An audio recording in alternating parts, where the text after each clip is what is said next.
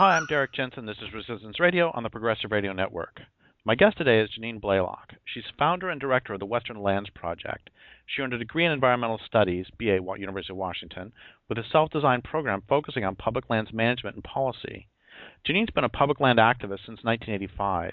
She worked as an environmental planner in both the private and public sectors before founding WLP in 1997. So first, thank you so much for all your great work over the years, and also thank you for being on the program. Thanks for asking me, Derrick. So why don't we start by talking about what is the Western Lands Project? We are a very small environmental policy group based in Seattle that monitors all of these big land deals between the public land agencies and private parties, where, for instance, the Forest Service might make a land exchange with a timber company. The Bureau of Land Management might make a land exchange with a mining company. These are land deals that are supposed to benefit both sides, but for the most part, they are transactions that result in further exploitation of what was once public land by putting it in private hands.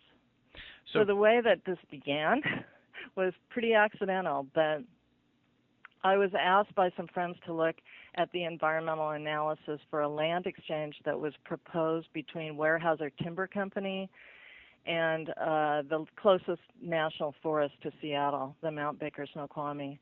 And on starting to look through the documents, I could see there was a very lopsided deal going on where we were getting 30,000 acres and Weyerhaeuser was getting 7,000 acres of public land, but we were getting rocks and ice, and they were getting trees and habitat.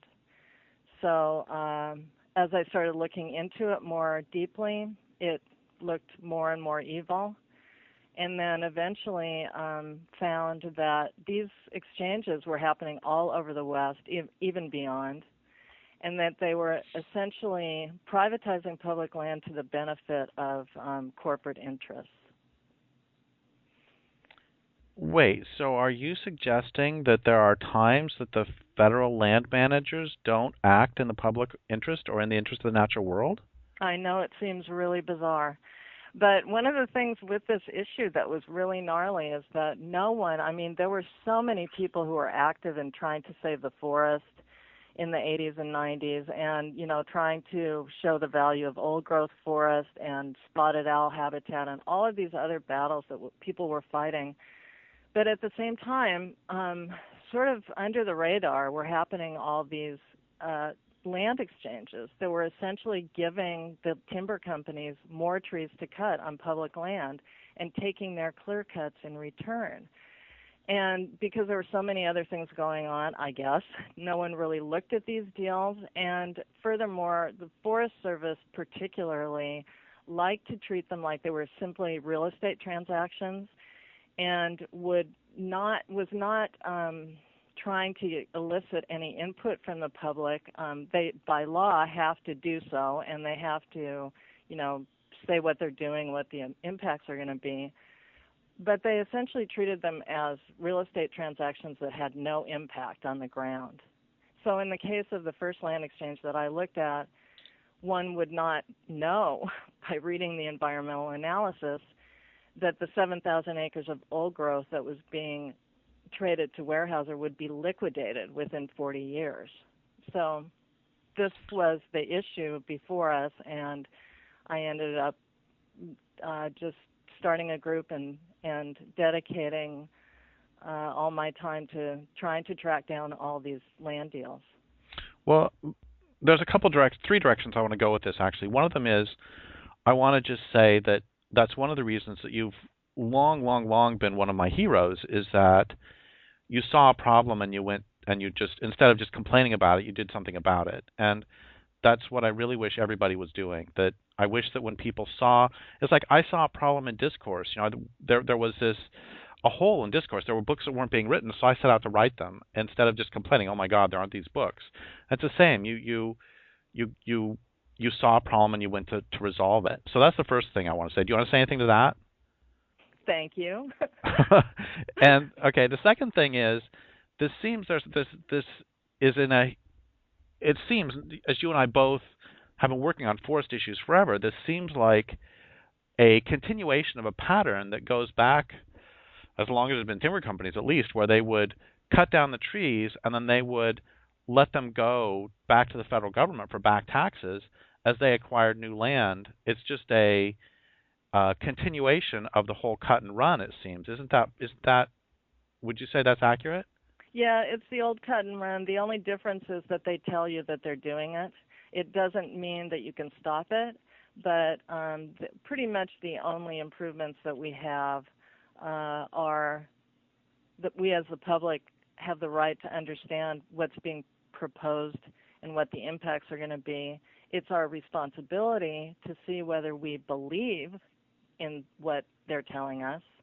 And, you know, there are environmental laws that apply, but there's litigation everywhere over projects because even though we have laws in place, they're not being followed properly. So it does take people like us to watch these projects. You can't trust the agencies to comply with the law, and you can't necessarily believe what they tell you.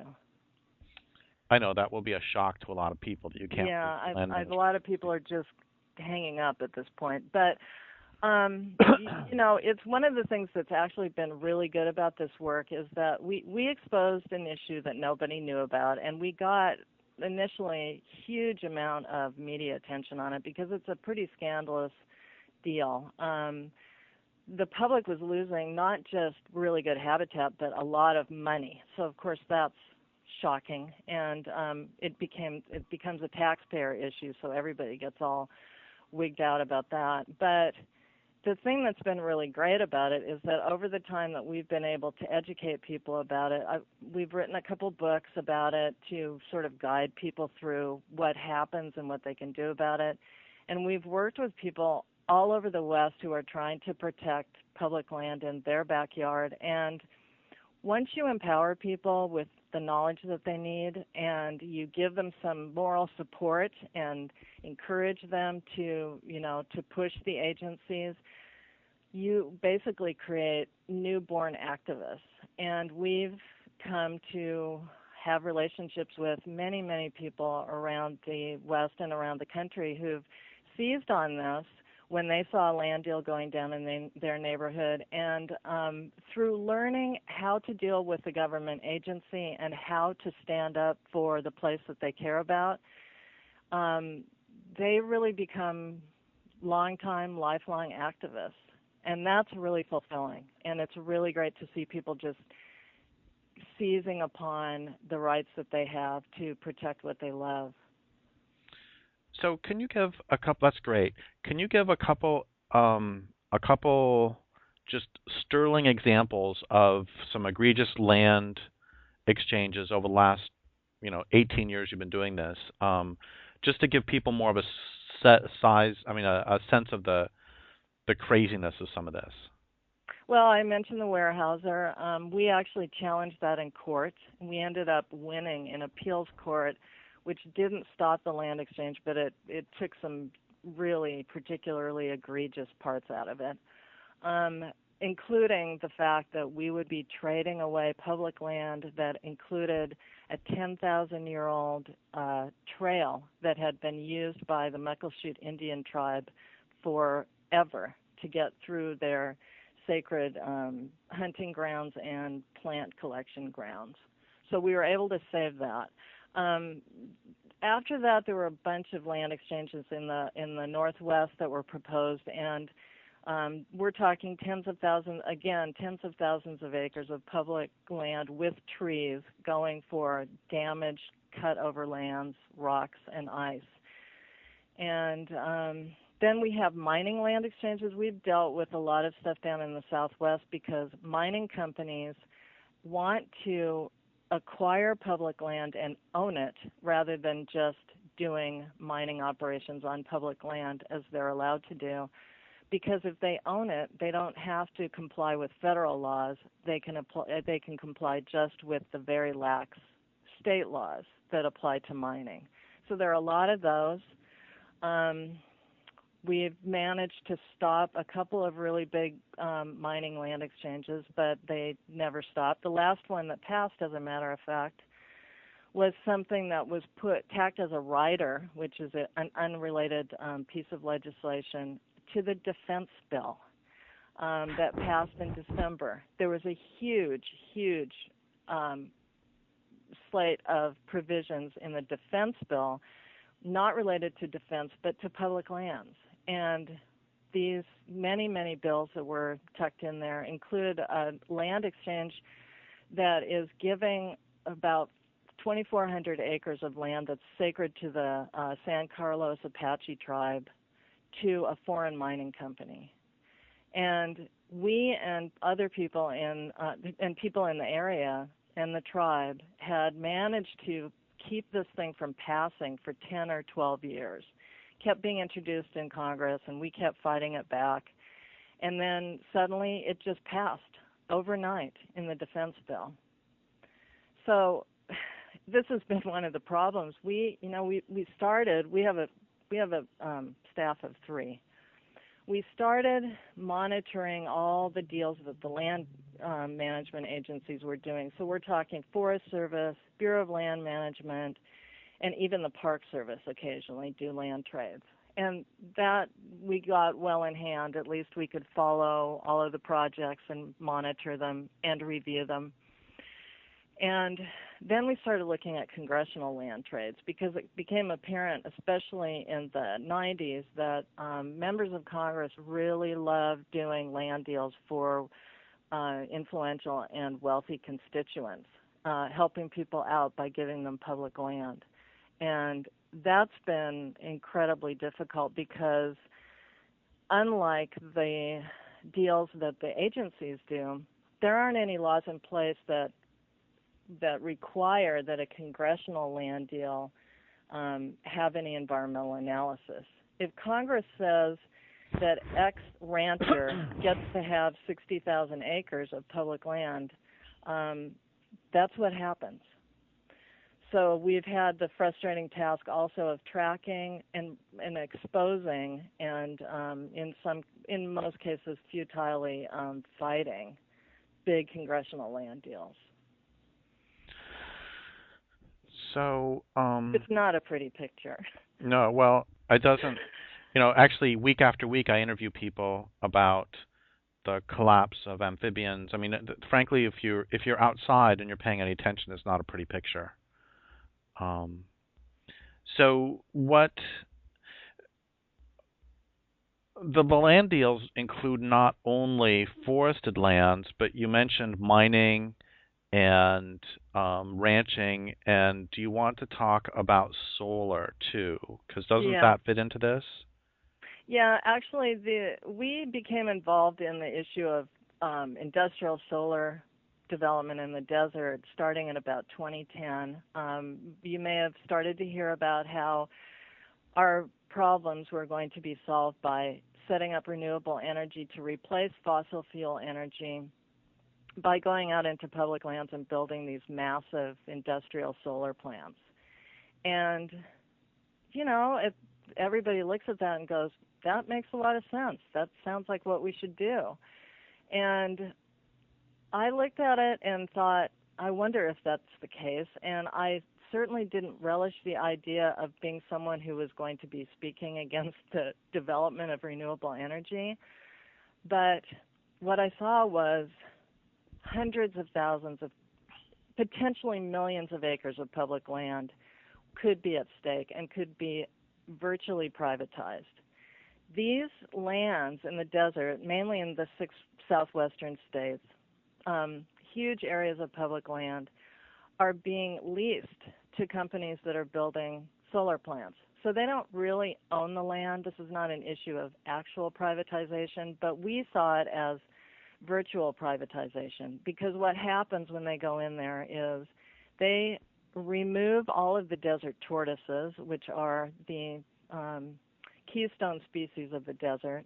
They remove them and put them elsewhere. They scrape the ground. They completely obliterate the habitat. They build solar plant that may cover 2,000 to 5,000 acres in mirrors with big towers that the mirrors reflect sunlight into. They put a big fence around it, and it's no longer accessible to us as the public, not that we'd really want to visit there, and it's not habitat anymore.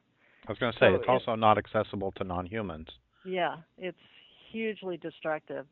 Unfortunately, it is accessible to some non-humans. One of the problems that's been exposed in the last few months is that birds are attracted to the solar, to the panels, which look like lakes to them. So you've got migrating birds. You know, many of these areas in the desert Southwest are really important flyways for migrating birds. And birds are exhausted when they're migrating. They don't have a lot of energy that they can spare. And so if they see something that looks like a lake, they're going to go to it. And what they're finding is migrating birds are coming into these solar plants thinking the mirrors are lakes, landing on them or landing on the site and not being able to leave because they're just too exhausted and there's nothing there for them. And then there's another phenomenon of birds flying through essentially the heat, the intense heat that is created by these panels reflecting up to the tower where the turbines are being fueled. And you've got this huge area around these solar towers that's just superheated.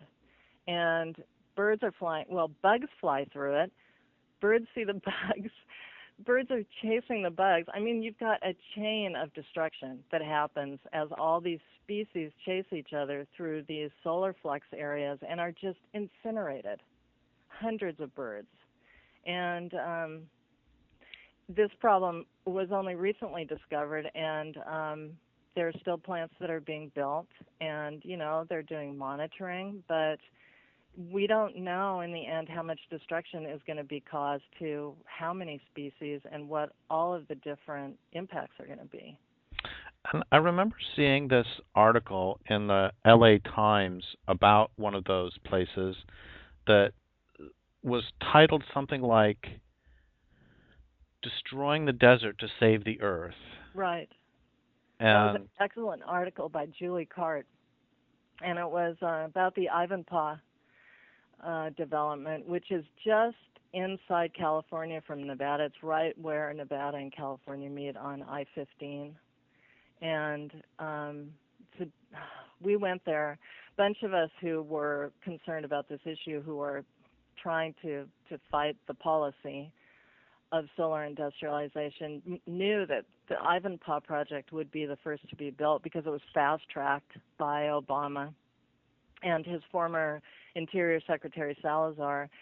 And we decided that we needed to go there and, you know, essentially bear witness to the place before it was destroyed. And several of us spent a few days there seeing what you could see.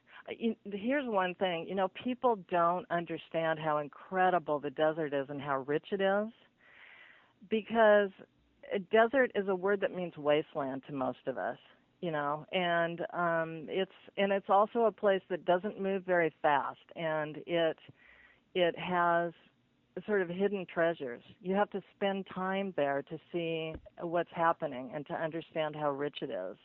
It's not like walking into a forest and seeing the trees blowing in the breeze and the birds and all that. It's a very subtle and quiet environment that really demands that people slow down in order to really understand it. So this is one of the reasons that, I'm sorry I'm getting off track here. No, it's great. This is one of the reasons that this is happening apace, is that and with the support of a lot of the big national environmental groups, it's easy to say that the desert is where this stuff should be happening, because the public doesn't understand that our deserts are every bit as precious and ecologically rich as our forests. So we went to Ivanpah and we hung out there for a few days, and I mean, you know, if you spend time there in the desert, you just become seduced by how beautiful it is, and yet here we were knowing that it would be destroyed within months. And it has been. It's an industrial site. It's not a site of beauty anymore. Everything around it is still beautiful, but it's industry, and it's never going to be anything else. This is the thing. You don't, they say they'll dismantle the plants in 30 to 50 years after their operative life is over. But even the Bureau of Land Management, in its environmental analysis for this broad policy that they've adopted, says, we don't really know what the potential for restoration is, but we believe that if the site were left as it is, not being able to, of course, take into account what the changing earth might do to it, or how the conditions might change, 3,000 to 5,000 years. I mean, they are admitting that it's gone. And so even if we could be optimistic about where we're headed with this planet, in normal times, something that's been transformed that way into an industrial zone, it never goes back. It's gone. For crying out loud, you and I have both seen off-road vehicle tracks in the desert where one person drove over it in 1957, and it's still there today. Uh-huh. And we know, or I'm sure you've seen this too, where there's places where you can still see the Oregon Trail. Yes. And yeah. So it's just crazy to think. I mean, apart from the fact that they're scraping away and killing everybody who lives there now, just ignoring all of that destruction. I mean, the desert is, I was talking to Dick Manning years and years ago about, this is probably 1989. I was saying, wow, wouldn't it be great if we could set aside some place of forest and that was clear cut now and say, wow, in 500 years this will be a forest. And he just looked at me and said, you do realize that in 500 years you have not even gone halfway through the carbon cycle in a forest, because a tree can live 1,000 years and then falls. You've not even gone halfway through that cycle yet. And it's the same in the desert. You're talking about this slowness. It takes so long to repair soil. The desert is much, much, much slower, Derrick. You can look at creosote bushes in the desert that are knee-high. They may be 5,000 or 6,000 years old. So it's a system that is really fragile, but it really has its act together. Everything fits together and works together because it has to. But if you start unraveling any tiny piece of it, it's similar to any ecosystem in that way, but it's extremely intricate and fragile. So you mentioned before big greens, and I can see how. I mean, the big distinction, we were talking about this before we started recording, the big distinction in my mind is always those who care about the real world versus those who want to maintain this culture. And that's their primary goal. And as environmentalists, it seems. Well, I'm going to back up a second. Before we go to the big greens, I want to ask you another question, which is a question I asked you years ago, to which you gave me an answer which I remember differently than you did. But why do you do this work? For whom are you doing this work? There's my question first. For the beings that can't do it, that can't speak for themselves. And I guess the next question is why? Why do you care? I love it. I love the world around me. I don't want it to be destroyed. I want to see people act in a good way, which is, becoming less and less likely. But I want people to have information about the world around them and understand the value of it and understand what we're doing to it. And you have to try. I mean, it's very hard to get above the noise that's been created around some of these issues and the pretty stories that are told, about how solar in the desert is going to save us from climate change. Well, it's just not the case. I want to say one thing before everybody just starts wondering what the hell a person would, why the hell a person would oppose this. and what alternatives there might be. This is the thing. There are alternatives to this. And this was why we got active. When I started looking into the scope of the destruction that might occur, I needed to know if there was some other way to do it. You know, as a public land activist, would I just have to lie down and let this happen? And I started finding people who were talking in a very different way about it. They weren't talking about how it was going to save us. They were talking about alternatives. And the sort of broad name for the alternative would be distributed generation, which most of us know as rooftop solar. And but it's actually many other things. It's finding degraded, contaminated, already developed land and putting solar panels there, putting them on every roof over every garage and in the medians between highways. I mean, you don't go to desert habitat to build them and then build hundreds of miles of transmission lines across public land to get the power to the power centers. You build in the power centers and where the transmission already is. The problem is the utilities run this show, and the fossil fuel, the lords of the fossil fuel era are also big time into building massive renewable energy plants. So the same old people who've been running things are controlling this program as well. And if you build a solar plant out in the desert and then you build the transmission to take it to where it's going to be used, you get a really nice built-in rate of return on that. So they're making a lot of money by going out there and doing this on public land rather than doing it in a way that serves us better and that is less destructive. And then here, one more really eye-opening thing that just blew us away when we started looking into distributed generation as an alternative. And you know, we took a trip to D.C.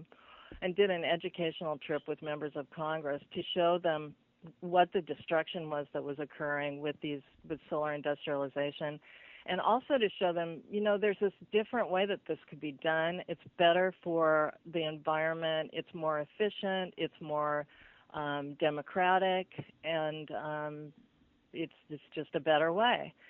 And because they too are in control of the people who favor this program, they just were not willing to budge on that.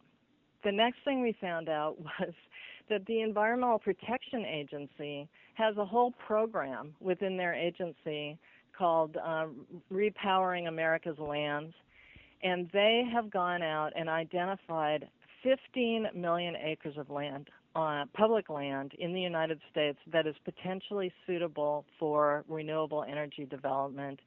These are lands that are contaminated, degraded, already developed, close to transmission centers. I mean, they're everything that you would look for if you wanted to do renewable energy in the least destructive fashion. And that program sits there, you know, languishing in some dark corner of the government because everybody hates the EPA, and because that program would not serve the utilities or Chevron or BP or any of the other investors who are invested in industrial solar. So what is the relationship to all this with Big Green, or as you call them, gangrene? The big environmental groups have for the most part completely bought into this, and they are the ones who are saying, yeah, we understand that we're killing desert tortoises and we're destroying habitat, but this is about saving us from climate change. And you know, you're not going to have any desert tortoises under climate change. Well, this is not doing that job, but the corporate, we call them the corporate environmentalists, the national environmentalists, gangrene, the big groups that have big funding are being funded by the same corporate beings that run the rest of the show. So, and they are also joined at the hip with the Democratic Party. So, for instance, if Obama decides that he wants to put $10 billion of subsidies into solar industrialization, they are going to support that. because they support what the Democratic Party wants to do. They, the big greens, have access to politicians that they relish. They like to be able to feel like they've been sitting at the table and making decisions and making deals. So it's their world. And so what they are able to do is tell the public, hey, don't worry about this. This is saving us from climate change. We're taking care of it. And putting greenwash on these projects and doing everything they can, frankly, to obscure this other message. I mean, we've been fighting for 5 years now just to get the issue out about distributed generation and the fact that we do have an alternative, and all of these other things that we have learned, how the system is rigged, how destructive these projects are. But they've got a lot more money and they have much more access to the media, and people want to believe that the Wilderness Society is taking care of it. You know, they want to believe that these groups are doing their job. And what is your experience of the relationship between big groups like them and smaller groups like yours, and also what's the relationship between money and all of this? Well, it's been really painful for Western Lands Project from the beginning, because in 1997, when I started looking at that Weyerhaeuser land exchange, the unfortunate thing is that the local Sierra Club had helped engineer the deal, and they were defending it. So when we went to court, we initially lost in federal district court fighting the exchange because the judge said, hey, the Sierra Club supports this. And fortunately, the Ninth Circuit Court of Appeals disagreed with that, and we won in that court. But, you know, it just, all of these deals that we were looking at were being supported by, or at least not opposed by, the larger environmental groups.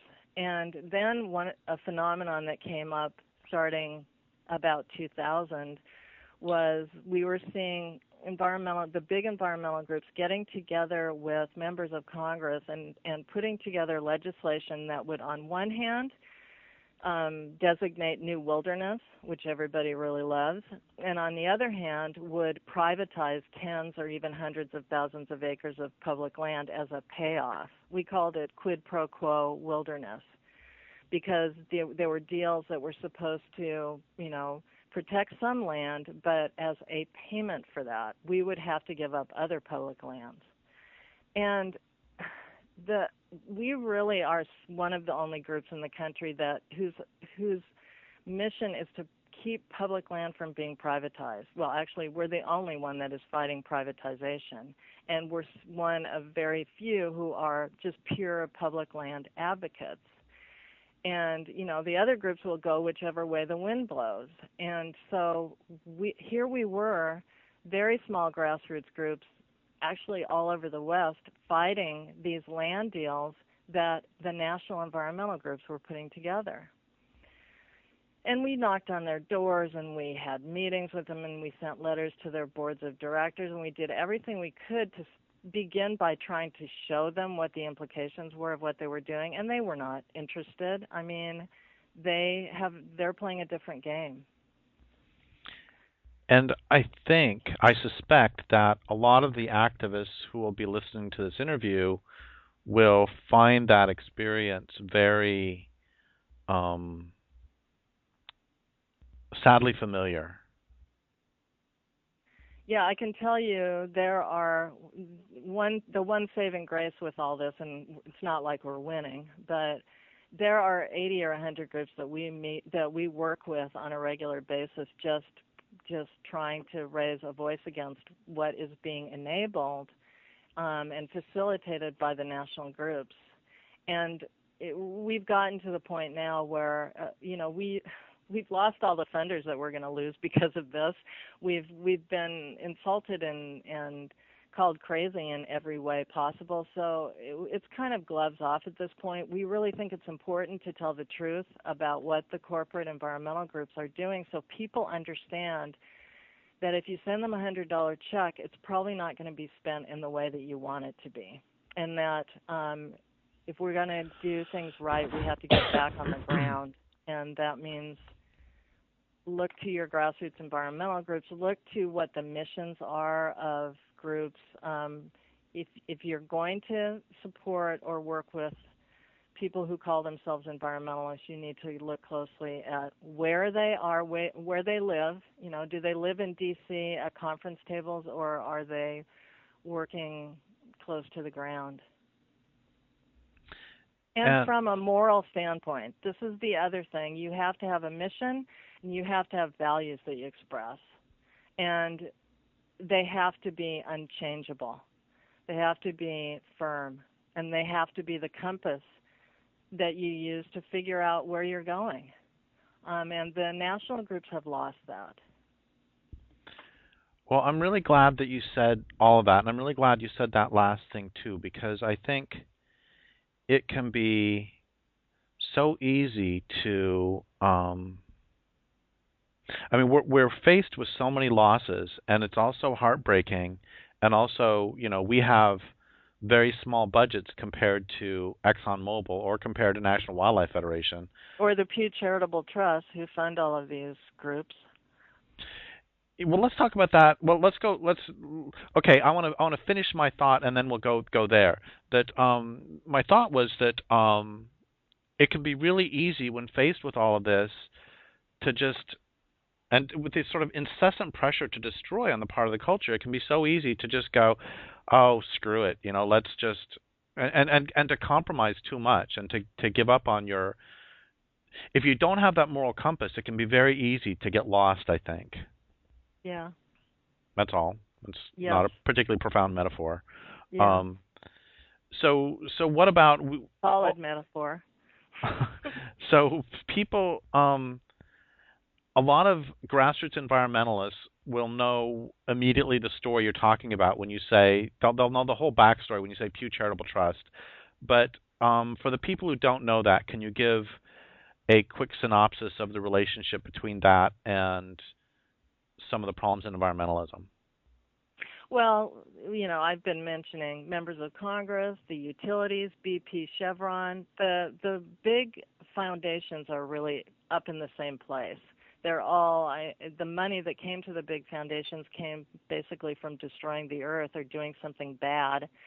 And they have tons of money. They are able to, they have so much money that even the limitations on lobbying don't affect them much, because they get to do a lot of political work. A few years ago, it became apparent to a lot of us that the tail was wagging the dog, because what you used to have was groups doing good work who would looking for money, and a foundation would say, you know, we really like the work that you're doing and we want to give you money, keep on doing it. That's kind of support that we get. But then what happened over the years was the money was really fun to have, and building staff was fun, and having overhead, and then it became apparent that there were foundations like Pew Charitable Trust in particular that had their own ideas about how the world should be run and how things should be done and how environmental work should be done. So they said, here's the template, here's the goal, this is what we want. If you fit into this box, we will give you money. If you don't fit into this box, we won't. And for example, Pew decided, I think it was in 2000, that they wanted to get 10 million acres of land designated as wilderness by 2010. Well, that's a laudable goal, but they also decided they would pretty much do anything to get that done. It's just a numbers game. And so they were enabling, facilitating, funding the groups that were willing to make these political deals. That I mentioned before, where you get wilderness designation on one hand and you get development, privatization, destruction on the other, as the way to supposedly balance it out. They're playing a pragmatic game, and they're playing the same political game that everyone in D.C. is playing. They're playing by the same rules, and they seem to enjoy it. So the reality of how destructive their actions are, I don't think even dawns on them anymore. They're based in the same, it's like the lords of yesteryear. It's all handed down from the Gilded Age in terms of attitude. We know what's best, and we run the show, and we'll throw money around like Rockefeller throwing dimes at kids, and we call the shots. I have, as an example of what this can do to the grassroots groups, I've got a good friend, Tony Salvaggio, who's a great activist who has talked about a lot of small groups in Oregon who used to oppose all cutting on public lands, and because of pressure from funders and because they got addicted to the money, they got some funding, they became a bigger group, and now they'll even sign off on logging of old growth on public lands. And that's only been over like 15 years. That's all the time it took for the I don't want to just say that the money corrupted them, because that's not it, but the agenda, the addiction to getting that money that was not given to them because they're doing good work, but given to them to help drive an agenda. Then I keep thinking about this line for writers. It's called "The Devil Comes Promising a Larger Audience," and we can say the same thing about, the devil comes promising more effectiveness or more, 3 extra staff.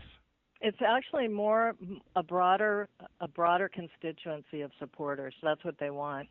So instead of appealing to people like you and me, they want people living in rural areas who really basically hate public land as an idea, and people who don't know much about any of it, and every brand of person they can find to support them. And so what you do is water down the projects or the approach that you take to the point where it's at the lowest common denominator. Most people think it sounds good, and so they're not worried about it. But it can't be ignored that in addition to the money, what a big addiction is the access. That if you are in D.C. and you have a nice office in Washington, D.C., and you call yourself the Wilderness Society and everybody thinks you're doing great stuff, you have access to members of Congress. You give them greenwashing just by meeting with them and hanging out with them, and they give you a feeling of power, access, and being able to be one of the game players. So there's a real reciprocal benefit there in terms of, ego and power. So it's not just the money. I think the whole game becomes addictive. And you feel like, hey, I know how to do this, I used to be a normal guy, but I'm really moving stuff around and making things happen. I'm wondering, the place where so much of this falls apart for me, and the place where I always come back to, is the notion that there are no sacrifice zones. And there shouldn't be any sacrifice zones. I mean, there actually are in this culture, but the truth is that the desert should not be a sacrifice zone, and Snoqualmie Pass should not be a sacrifice zone, but those places are all intrinsically worthwhile. And I think if you remember, at least for me, if I start to get tempted by something, then I will remember that the place I'm negotiating away is itself. I'm the one who's declaring this a sacrifice zone, but it isn't. It is as valuable to itself as I am to me. Am I making any sense? Yes, I totally agree on intrinsic value, and that's a concept that's just been stomped on and has almost disappeared. And one of the things that drives me crazy about, for instance, the Wilderness Society is that they constantly refer to pristine land. They love that word, pristine. And there's a lot of pristine land, yes, out there, but there's also a lot of land that isn't pristine, but it's incredibly valuable. It's serving as habitat. It might have roads through it. It might have had incursions of some sort, but all of it is worth saving, and anything that is holding a piece together needs to be saved and shouldn't be a sacrifice zone. That idea of intrinsic value is really dangerous to people who want to be able to deal these lands away. So you don't hear that much anymore, and that's one of the things I really like about the way you speak and write is that you constantly go back to that. Well, I thank you, and I live on Second Growth Forest here, and it's at the what is it, urban rural interface. So I Right. mean, in some ways, it's really trashed, but that doesn't alter the fact that there are cyanide millipedes who live here, and there's bears, and there's frogs, and I've never forgotten this line that this forest activist from Ohio said to me years ago. He said that the Forest Service was there was a Forest Service timber sale planner who was saying to him, why are you doing this work? Because we're going to put out the timber sale, you're going to stop it, we're going to put it out again, you're going to stop it, and eventually we're going to get it. So eventually we're going to win because we've got more money. So why are you doing this? We'll just quit. And the guy said, we may not lose, but also, even if we stop you for 5 years, that's 5 years worth of slugs and butterflies and bumblebees who you weren't able to destroy. So this is 5 generations, or however many generations, of those little creatures who've been able to live their lives. So I'm not saying that in terms of, oh, that's good enough. That's certainly not good enough for me. But what I'm saying is, even these small areas, there are spiders and there are birds. I mean, there's all this habitat that is degraded, but is still, from their perspective, better than, I mean, for God's sake. So I have Crohn's disease. Does that make me a sacrifice person? I've still got a good life, I mean, just because there is a disease on this land, that by disease in this case, I mean, it was clear-cut at one point, that doesn't mean that it gets thrown away. If we threw away all of the lands that met that description, we'd have so little left. Well, and I'm thinking of something else too. I've interviewed so many really powerful and wonderful anti-exploitation of women activists, like anti-porn activists and women who work against prostitution. And that's that same notion that those women are the throwaway women too. It's just, that's my point here, is that my point is not that a rape is the same as a clear cut. My point is that this culture has that notion that it degrades and then destroys. Mm-hmm. And that's just a horrible, that attitude of having sacrifice zones or sacrifice places, sacrifice species, is just abhorrent to me. And to me. Okay, so we have just a couple minutes left, and I guess a couple of things. One is a question I've never asked you before in all the years. We should say we've known each other for what, 20 years now? You're probably 1989, 1990.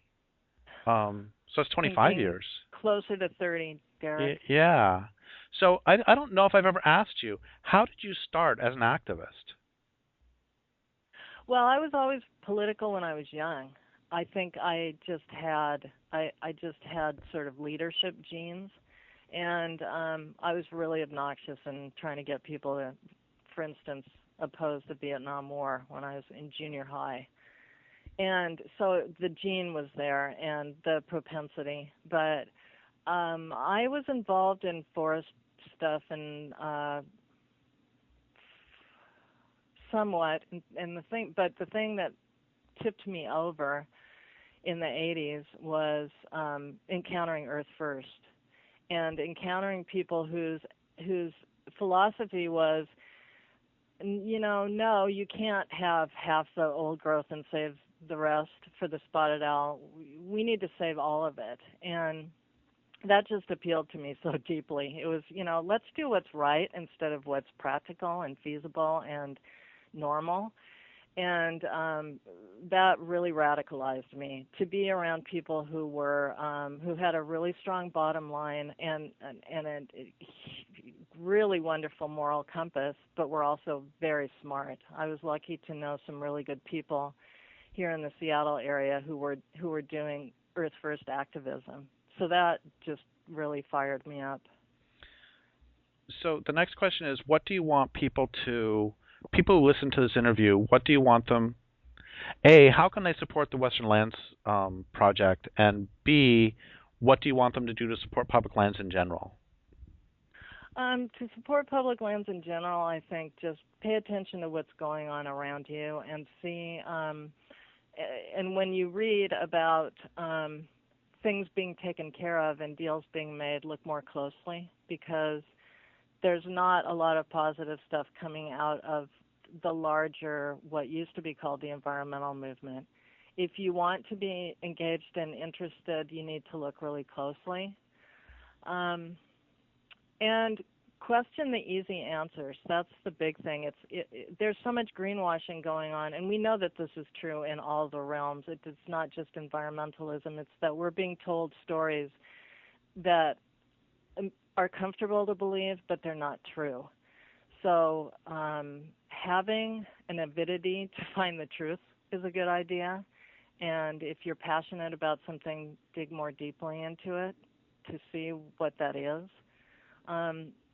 To support the Western Lands Project, you can send us a check, look at our website, but the nicest thing I think would be to look at our website, westernlands.org, and just learn something about what we're trying to do and the universe within which we're working, because I think it's important for people to see the bigger universe of the way the Earth is being treated and what some of us are trying to do about it. Well, thank you so much for your work, and thank you for being on the program. And I would like to thank listeners for listening. My guest today has been Janine Blaeloch. This is Derrick Jensen for Resistance Radio on the Progressive Radio Network.